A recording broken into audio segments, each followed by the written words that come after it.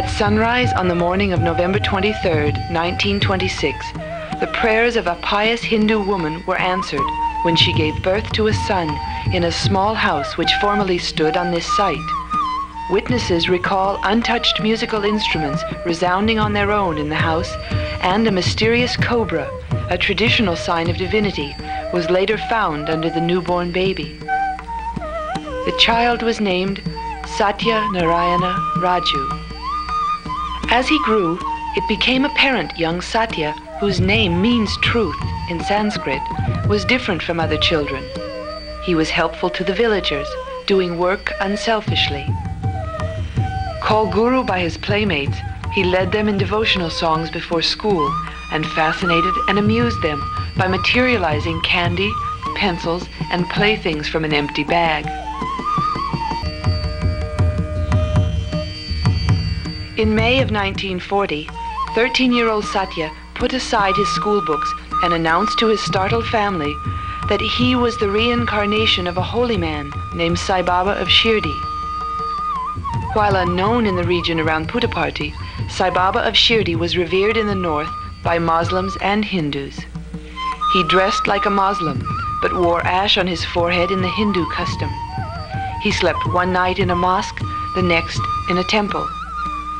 At a time and place where religious rivalries had caused wars, he achieved peace and mutual respect between the faiths by his example. As he was dying, Sai Baba of Shirdi told his followers he would reincarnate in 8 years. 8 years later, Satya Narayana was born. After revealing his identity in 1940, young Satya told his parents he belonged with them no longer, explaining his devotees were calling and it was time for him to go. He left school in October of his 13th year and began to gather followers around him. The miracles I perform belong to the boundless power of God. So far as I am concerned, they are evidence of my divinity. It is not by any means an exhibition of divinity. All performances of magic, as you know, are done for the sake of income. These are tricks of the magician's trade. They constitute a kind of legalized cheating, the transfer of an object from one place to another by a trick of the hand which goes unnoticed. They involve no city or miraculous power. What I do is quite a different act of creation. It is neither magic, nor is it city power either. For one thing, I seek no return. For another, I do not cheat people by transferring objects, but I create them. Again, I do so not because of any need or desire of exhibition of my powers. For me, this is a kind of visiting card to convince people of my love for them and secure their devotion in return. Since love is formless, I use materialization as evidence of my love. It is merely a symbol.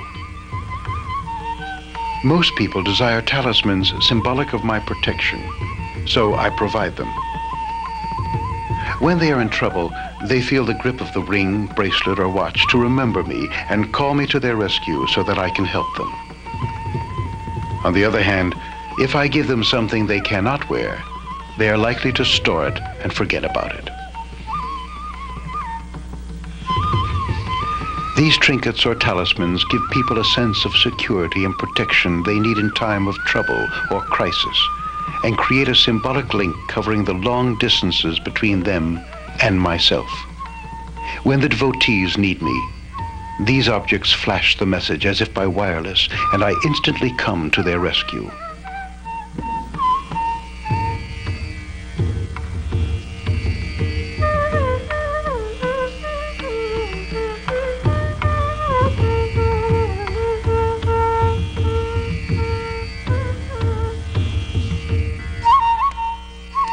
I can cure, save, even resurrect people provided they are in a spiritually receptive condition. It is like the positive and negative currents of electricity. My capacity to heal can be compared to the positive current. Your devotion to me is the negative current. Once the two come together, the devotion provides what is called the miracle of healing. The physical objects manifested by Satya Sai Baba frequently represent the religion or belief of the recipient. Dr. John Hislop, head of the Satya Sai Council of the Americas, relates an experience when Sai Baba created a unique crucifix and presented it to him. We were in India in the Bandipur forest at the time of Mahashivaratri, and Swami was driving around through the forest with several people to locate a place where the ceremony could be held. And we finally found a dry river bottom, and that evening we all came back again, got out of the cars and started to walk down the slope of the hill towards the dry river bottom. I happened to be walking beside Swami, and we passed a small bush. And Swami picked off 2 twigs and held them in the form of a cross like that and said, Hislop, what is that? I said, well, Swami, it's a cross. So he then put the 2 twigs in his hand like that and blew 3 times on his hand and opened his hand, and there was this cross that you see here on the back of my hand. He said, this is Christ as he really and truly was, not as artists and historians have pictured him. His stomach's all drawn in through several days of no food and so on. So I looked at it and I said, well, Swami, what is that hole at the top of the cross? He said, that is the hole that was made in the cross to hang the cross on a standard. And he said, furthermore, the wood of the cross is a piece of the actual cross upon which Christ was crucified. Then he added, and I can tell you it took a little time and trouble to find a piece of that wood after some 2,000 years.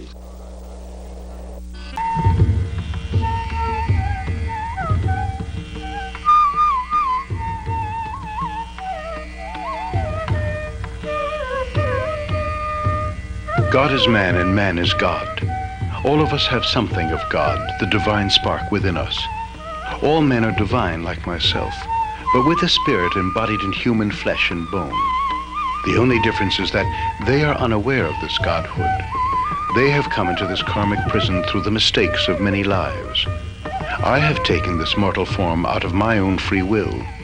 They are bound to the body, while I am free of this bondage. The main difference is that they are shoved hither and thither by desire, but I have no desire except the Supreme One to make them desireless. Whenever strife, discord, and disharmony overwhelm the world, God incarnates in human form to show mankind the way to love, harmony, and peace. The avatar takes a human form and behaves in a human way so that humanity can feel kinship with divinity. At the same time, he rises to godly heights so that mankind also can aspire to reach God.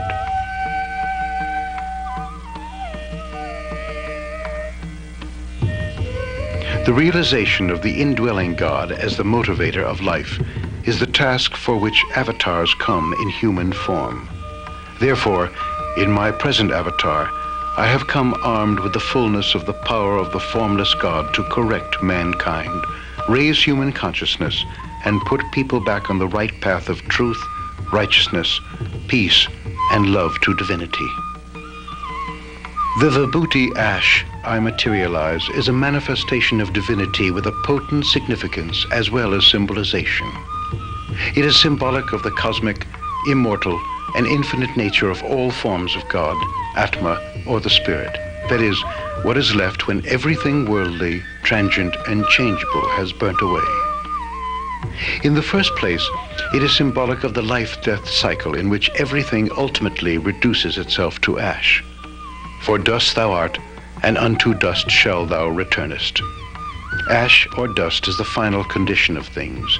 It cannot undergo any further change.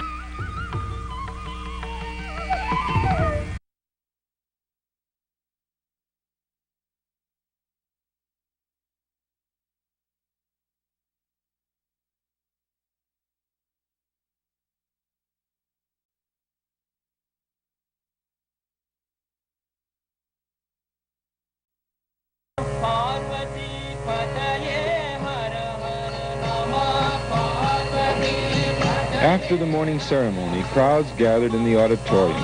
Baba spoke on the significance of the Vibhuti Abhishekam. This followed the usual pattern on such occasion familiar to the devotees. The silver idol of Shirdi Sai Baba, Satya Sai Baba's previous incarnation, was bathed and wiped dry. A jeweled necklace was produced by Baba by the wave of his hand and placed on the idol of Shirdi Sai Baba. The wooden vessel in the shape of a flower vase was held upside down overhead. Baba started churning the same with his hand inserted into it, throwing out large quantities of vibhuti, pouring from nowhere, as it were, and covering the idol with exquisite fragrance. When Baba took out his hand from the upturned vase for a short while, lo and behold, the vibhuti stopped flowing down, as though to convince the doubting ones amongst the spectators that the otherwise empty vessel needed the divine hand for it to produce the vibhuti. The flow that seemed capable of being an unending one starts all over again as soon as Baba puts his hand into the vase. It is on such occasions that logic fails us, for in the confusion, not realizing that he who can produce the vibhuti at will out of an empty vessel can also stop it at will. We begin to wonder more when the flow stops than when it resumes.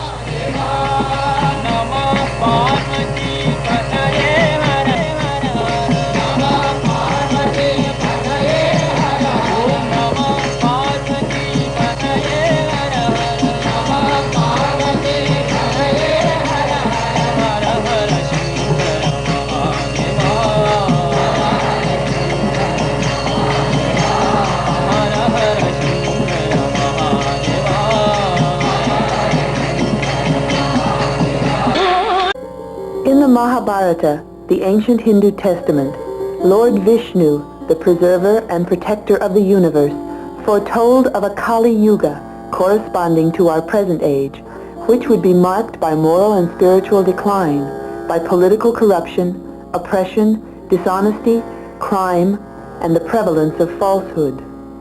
Then Lord Vishnu said, "When evil is rampant upon earth, I will take birth in the family of a virtuous man, and assume a human body to restore tranquility by the extermination of evils.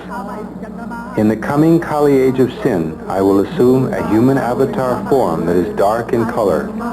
I will be born in a family in South India. This avatar will possess great energy, great intelligence, and great powers. Material objects needed for this avatar's mission will be at his disposal as soon as he will think of them. He will be victorious with the strength of virtue. He will restore order and peace in the world. This avatar will inaugurate a new era of truth and will be surrounded by spiritual people. He will roam over the earth adored by the spiritual people. The people of this earth will imitate this avatar's conduct, and there will be prosperity and peace. Men will once more betake themselves to the practice of religious rites. Educational centers for the cultivation of Brahmic lore and temples will reappear again everywhere. Ashrams will be filled with men of truth. Rulers of the earth will govern their kingdoms virtuously. The avatar will have an illustrious reputation." This prophecy is corroborated in the ancient classic scripture, the Vishnu Purana, which also mentions that this avatar will display superhuman powers in establishing the new age of truth. It adds, his parents will be devotees of Vishnu and will reside in a village worshipping the cowherd form of Lord Krishna. In fact, Sai Baba's mother and grandmother worshipped the aspect of Vishnu called Satyanarayana for months before he was born, and Puttaparthi village was formerly Golapali, meaning home of the cowherds. So it is that the life of Bhagavan Sri Satya Sai Baba appears to be fulfilling ancient prophecies and scriptures.